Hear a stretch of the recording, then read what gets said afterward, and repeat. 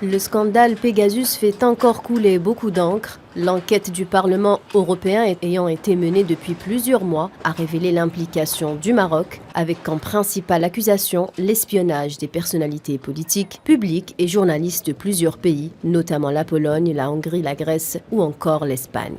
La Commission européenne est arrivée à la conclusion que des téléphones portables des membres de son personnel sont ou ont été espionnés par le logiciel d'espionnage Pegasus, dont le commissaire à la justice Didier Reynders, lui aussi figurant dans la liste des personnalités espionnées. À l'instar des 60 figures du mouvement indépendantiste catalan, espionnées par le logiciel en question au profit des Marocains.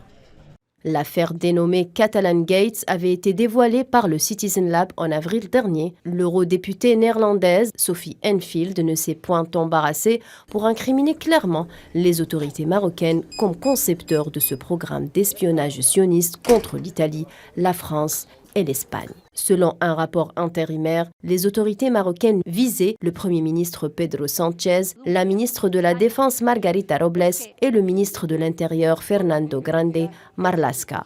Mais pas seulement, le président français et des ministres du gouvernement n'ont pas été épargnés.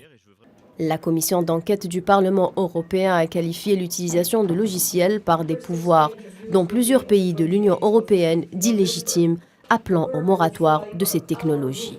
Selon l'eurodéputée néerlandaise, l'utilisation abusive de logiciels espions dans des États membres de l'Union européenne constituait une grave atteinte à la démocratie pour l'ensemble du continent.